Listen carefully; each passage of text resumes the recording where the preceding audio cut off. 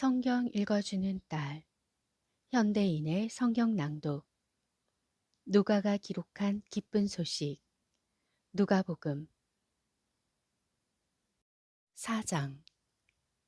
예수님은 성령이 충만하여 요단강에서 돌아오셨다. 그리고 성령님의 인도로 광야에 나가 40일 동안 마귀에게 시험을 받으셨다.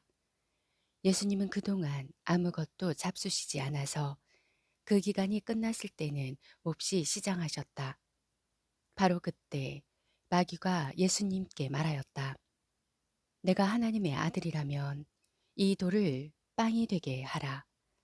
그러나 예수님은 마귀에게 이렇게 말씀하셨다. 성경에는 사람이 빵으로만 살아서는 안 된다라고 쓰여 있다. 그러자 마귀는 예수님을 높은 곳으로 데려가 잠깐 사이에 세상의 모든 나라를 보여주면서 말하였다. 내가 이 모든 나라의 권세와 영광을 너에게 주겠다. 이것은 나에게 주어진 것이므로 내가 주고 싶은 사람에게 줄 수 있는 것이다. 그러므로 내가 나에게 절하면 이 모든 것이 내 것이 될 것이다. 그때 예수님이 말씀하셨다. 성경에는 주 너의 하나님을 경배하고 그분만을 섬겨라고 쓰여 있다. 또다시 마귀는 예수님을 예루살렘으로 데리고 가서 성전 꼭대기에 세우고 이렇게 말하였다. 내가 하나님의 아들이라면 여기서 뛰어내려 보아라. 성경에는 하나님이 천사들에게 명령하여 너를 지키게 하실 것이니 천사들이 손으로 너를 붙들어 내 발이 돌에 부딪히지 않게 할 것이다 라고 쓰여 있다.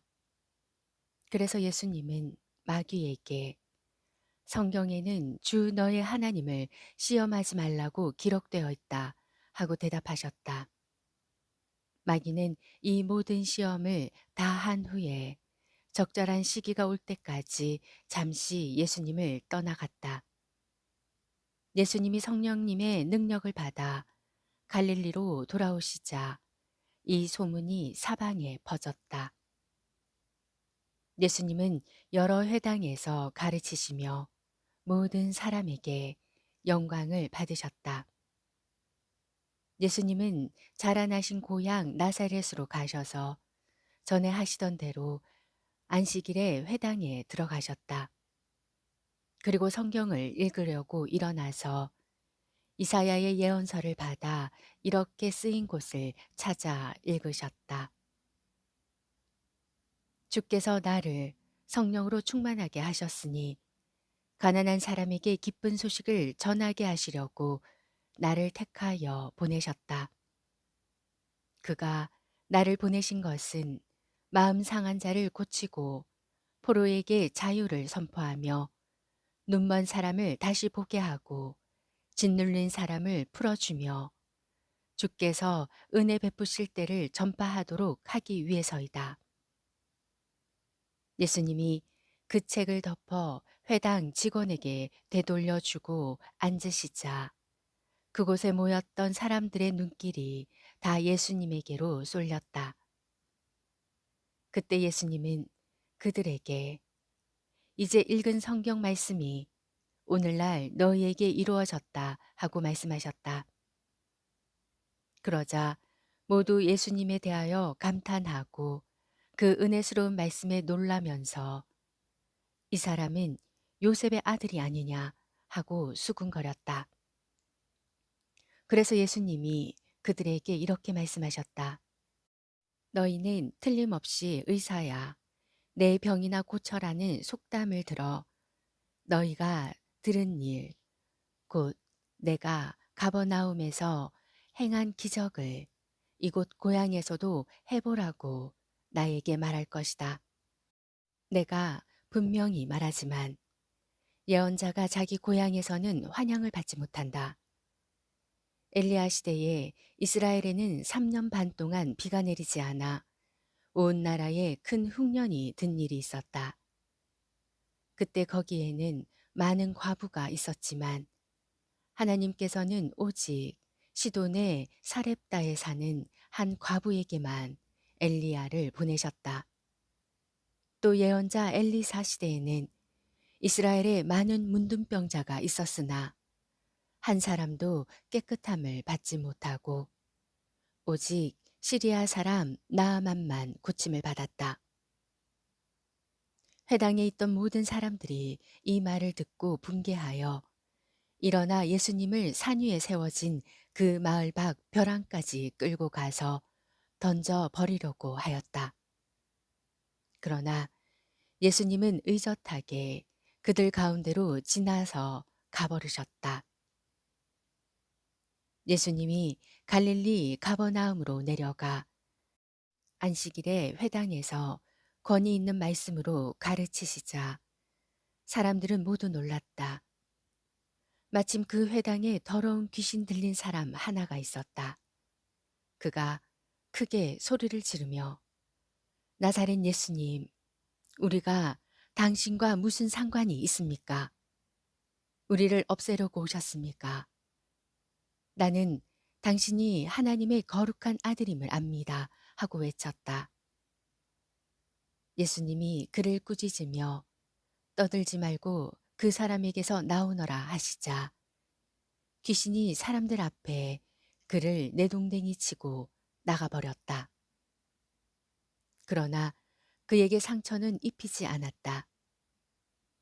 사람들이 이 광경을 보고 모두 놀라 이게 도대체 어떻게 된 일이냐? 권위와 능력으로 명령하니 귀신들이 당장 쫓겨나가는군 하며 소근거렸다. 그래서 예수님의 소문이 그 일대에 널리 퍼졌다. 예수님은 회당을 떠나 시몬의 집으로 가셨다. 그때 시몬의 장모가 심한 열병을 앓고 있었기 때문에 사람들은 그녀를 고쳐달라고 예수님께 간청하였다. 예수님이 여자를 굽어보시며 열병을 꾸짖자 곧 열이 내리고 시몬의 장모는 즉시 일어나 예수님의 일행에게 시중을 들었다. 해질 무렵에 사람들이 온갖 병자들을 데리고 오자 예수님은 그들에게 일일이 손을 얹어 고쳐주셨다. 그리고 귀신들도 당신은 하나님의 아들이십니다 하고 외치며 많은 사람에게서 떠나갔다. 이렇게 귀신들도 예수님이 그리스도라는 것을 알고 있었기 때문에 예수님은 그들을 꾸짖으며 귀신들이 말하는 것을 허락하지 않으셨다. 날이 밝자 예수님은 마을을 떠나 외딴 곳으로 가셨다. 한편 사람들은 예수님을 찾다가 만나자 자기들에게서 떠나지 못하게 하려고 하였다. 그러나 예수님은 그들에게 나는 다른 여러 마을에도 하나님 나라의 기쁜 소식을 전해야 한다. 하나님께서는 이 일을 위해 나를 보내셨다 하고 말씀하셨다. 그리고서 예수님은 계속 유대 여러 회당에서 전도하셨다. 5장 예수님이 게네사렛 호숫가에서 말씀하실 때 많은 사람들이 하나님의 말씀을 들으려고 밀려왔다. 그때 호숫가에는 배 두 척이 있었고 어부들은 배에서 내려 그물을 씻고 있었다. 예수님은 그것을 보시고 그 중 하나인 시몬의 배에 오르셨다. 그리고 그에게 배를 육지에서 조금 떼어놓게 하시고 앉아서 군중을 가르치셨다. 예수님이 말씀을 마치신 후 시몬에게 깊은 데로 가 그물을 쳐서 고기를 잡아라 하시자 시몬은 선생님, 우리가 밤새도록 애써 봤지만 한 마리도 잡지 못했습니다. 그러나 선생님이 말씀하시니 한 번 더 그물을 쳐보겠습니다 하고 그물을 쳤더니 고기가 너무 많이 잡혀 그물이 찢어지게 되었다. 그래서 그들은 다른 배에 있는 동료들에게 도와달라고 손짓하였다. 그들이 와서 함께 두 배의 고기를 가득 채우자 배가 가라앉을 지경이었다. 시몬 베드로가 이것을 보고 예수님 앞에 꿇어 엎드려 주님, 저는 죄인입니다. 제발 저를 떠나 주십시오 하였다.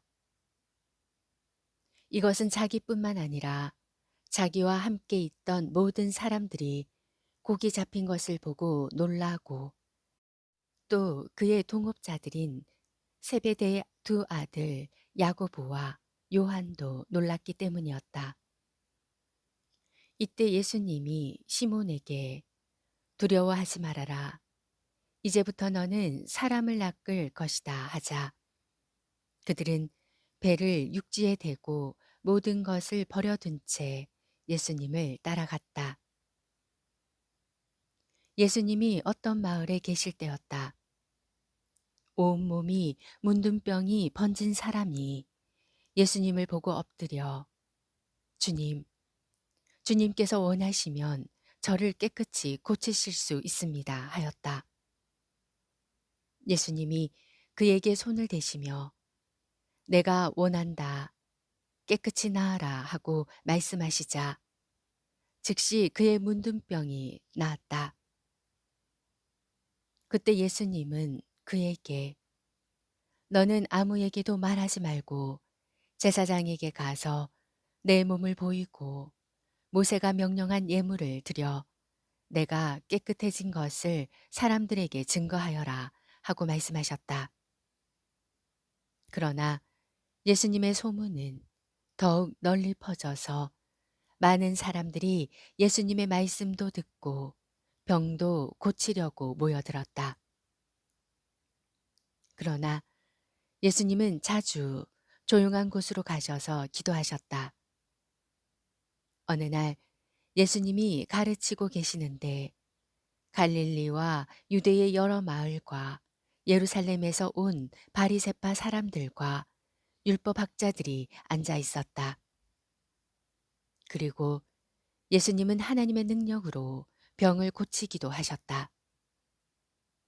그때 사람들이 한 중풍병자를 침대에 누인 채 메고 와서 예수님 앞에 데려가려고 하였으나 사람들이 너무 많아 안으로 들어갈 수가 없었다. 그래서 그들은 지붕을 뜯고 구멍을 뚫어 병자를 침대째로 예수님 앞에 달아 내렸다. 예수님은 그들의 믿음을 보시고 내 죄는 용서받았다 하고 말씀하셨다. 하나님 한 분 외에 누가 죄를 용서할 수 있단 말인가 하며 수군거렸다. 그러자 율법학자들과 바리새파 사람들이 도대체 이 사람이 누군데 감히 하나님을 모독하는가? 하나님 한 분 외에 누가 죄를 용서할 수 있단 말인가 하며 수군거렸다. 예수님은 그들의 생각을 아시고 왜 그런 생각을 하느냐? 내 죄는 용서받았다 하는 말과 일어나 걸어가라 하는 말 중에 어느 것이 더 쉽겠느냐? 땅에서 죄를 용서하는 특권이 내게 있다는 것을 보여주겠다 하시고 중풍병자에게 내가 너에게 말한다. 일어나 내 침구를 걷어가지고 집으로 돌아가거라 하고 말씀하셨다. 그러자 그는 즉시 사람들 앞에서 일어나 침구를 걷어들고 하나님을 찬양하며 집으로 돌아갔다. 사람들은 모두 놀라 하나님을 찬양하면서도 두렵다는 듯이 오늘 우리가 본 것은 정말 굉장한 일이다 하고 감탄하였다. 그 후에 예수님이 나가시다가 세관에 레위라는 세무원이 앉아 있는 것을 보시고 나를 따라오너라 하시자 그는 모든 것을 버려두고 예수님을 따랐다. 레위가 예수님을 위하여 자기 집에서 큰 잔치를 베풀자 많은 세무원들과 그 밖의 사람들도 예수님의 일행과 함께 식탁에 앉았다. 이것을 본 바리새파 사람들과 그들의 율법학자들이 예수님의 제자들에게 어째서 당신들은 세무원이나 죄인들과 함께 식사하시오 하고 따졌다. 예수님은 그 말을 들으시고 이렇게 말씀하셨다. 건강한 사람에게는 의사가 필요 없고 병든 사람에게만 의사가 필요하다. 나는 의로운 사람을 부르러 온 것이 아니라 죄인을 불러 회개시키려고 왔다. 그들이 예수님께 요한의 제자들과 바리새파 사람들의 제자들은 자주 금식하며 기도하는데 당신의 제자들은 먹고 마시기만 하니 어찌 된 일입니까? 하고 물었다. 그래서 예수님은 그들에게 신랑이 함께 있는데 어떻게 손님들을 금식하게 할 수 있느냐? 그러나 신랑을 빼앗길 날이 올 것이다. 그때에는 그들이 금식할 것이다 하고 대답하셨다. 그리고서 예수님은 그들에게 비유를 들어 이렇게 말씀하셨다. 새 옷에서 1,000조각을 찢어 낡은 옷에 대고 깁는 사람은 없다. 그렇게 하면 새 옷도 못 쓰게 되고 찢어낸 1,000조각도 낡은 옷에 어울리지 않을 것이다. 또 새 포도주를 낡은 가죽 부대에 넣는 사람도 없다. 그렇게 하면 새 포도주가 부대를 터뜨려 포도주는 쏟아지고 부대도 못 쓰게 된다. 그러므로 새 포도주는 새 포도주에 넣어야 한다. 묵은 포도주를 마셔 본 사람은 새 포도주를 마시려 하지 않는다. 그것은 묵은 것이 더 좋다고 여기기 때문이다. 누가복음 4장 5장 말씀이었습니다. 성경 읽어주는 딸, 아직 구독 안 하셨다면 구독, 좋아요, 전체 알람 잊지 마시고 사랑으로 꼭 눌러주세요. 감사합니다.